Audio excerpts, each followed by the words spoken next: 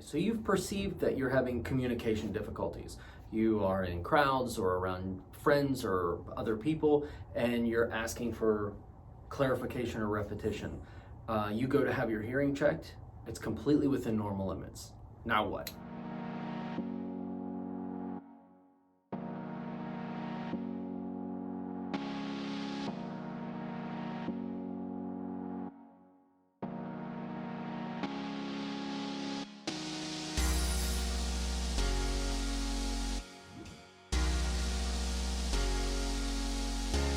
Hey, I'm Dr. Michael Squires. And I'm Dr. Carly Squires. And this is Dr. Squires Squared. This is a channel where we have candid and casual conversations about anything and everything audiology. And if you don't know what we're talking about, make sure to stick around, like, and subscribe to the channel, and we're going to tell you everything that we know about it. All right, so today's topic, we are going to be talking about what happens when you go to your audiologist with the report that you're having difficulty hearing, communicating, understanding speech, and that exam shows that you are in fact within the normal range of hearing. On one hand, that's great news that everything is checking out normally, but there's also another element to that where we want to dig a little bit deeper and find out if there's a true issue. And this all stemmed from a patient that Michael had this week. Right, I had a young lady that came in who was having just really, in her mind, really significant communication issues. Like we said in the beginning of the episode, it's like she constantly felt like she was asking people to repeat themselves, and then she was getting feedback from her friends that, like, hey, you can't hear anything, you got to go get this checked out. So she was really excited to actually get to the bottom of it. We went through the testing within normal limits. Mm-hmm. So we tend to take a little bit step further in some of those situations because, like Carly said, on one hand it's a relief, but on the other hand, we still don't know what's causing the issue. Mm-hmm. So we want to make sure that we're, as my dad would say, crossing our I's and dotting our T's. But we want to make sure that we're turning over all those stones so that we can really try to get down to the bottom of it. And in this particular case, and in many cases of hearing that's within normal limits, but we're still having those difficulties, we can find glimmers of what we call hidden hearing loss. Right.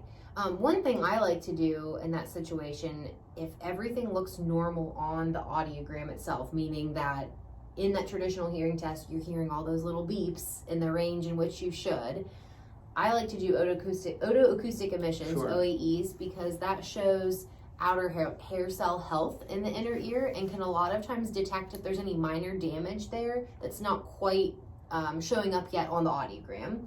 So we do that, but also background noise testing is a big one, and it's not in the standard protocol or the standard covered services under an audiological exam covered by insurance. Well, that's a good point. And speech and background noise is one of the first things that gets affected by any changes in processing of the auditory system. So we talk about even to like trauma or head injuries or concussions or anything like that. Speech and background noise is a really great test. It really should be covered by insurance, but it's not. So when we test this, what we're doing is actually putting that patient in a more real world situation, because we realize that beep, beep, beep is not how we communicate out in the real world. We look at detection, right? We get a nice roadmap of what the auditory system can do across speech frequencies with a standard audiological evaluation. But investigating speech and background noise gives us an opportunity to take a little glimpse into what that patient is experiencing out there in the real world, where they're actually having difficulty. Right. So a lot of times, even if the hearing is normal, we like to bring you back for what we would consider an appointment for people with hearing loss having communication difficulties. We feel like communication difficulties may occur if you have normal hearing on the audiogram or a true hearing loss. And that appointment that we bring you back for, we call it a communication needs assessment. But essentially, we're able to talk through the areas in which you're having the most difficulty, find and create a treatment plan for you. And in some cases, we may throw you back in that sound booth and try to do some background noise testing, like Michael said, without any devices to see where you are at kind of a baseline level. But then we may try to put some hearing aids on to see if we see an improvement in that. And what we were looking at is is the signal or the speech coming in above all that background noise? Is your brain able to sort that out any better with a little bit of help? Right. And there's a couple different ways to manage or treat a hidden hearing loss. Mm-hmm. Some of them are exactly the same way that we treat, or with the same tools, I should say, that we treat somebody with a hearing loss. Hearing aids. The design of a modern digital hearing aid is to, especially in background noise, is to create that difference between the speech and the background noise, so that the brain has an easier time understanding that, right? And making that difference can be all the difference in the communication for that patient. So what I typically recommend is a trial, because that can be a big investment for somebody who's we don't know, we're not quite sure, or there's no true documented hearing loss present. So trial with hearing aids has been really successful in our clinic because it gives somebody an opportunity to see what the auditory system is going to do with low or mild gain hearing aids and signal processing and background noise. Right.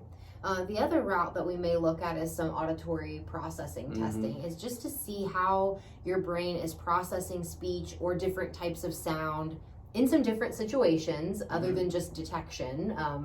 It's a little bit more in depth than that, but there is, certainly when you have hearing loss, there's automatically a processing issue. Your processing is automatically affected, but we do have patients that have normal hearing, right, but then have an auditory processing issue. Yep, absolutely. So the other thing that we will sometimes recommend, and probably not as often as some of these other recommendations, is auditory training. So whether you're using a hearing aid or not, you can hearing aids or not, you can go through auditory training systems, or they're adaptive systems where we're training the brain to listen in some of those environments a little bit better. So it's like, what would you call it? Like physical therapy for the ears. For the ears and the brain, exactly. That's exactly what it is. And a lot of it now, there are some great programs out there that you can do from home. It's definitely a self-paced kind of course.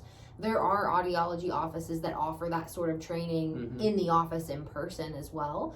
But a lot of it does require the patient to do some homework, with those training programs. It does take practice. It definitely does. You got to be dedicated.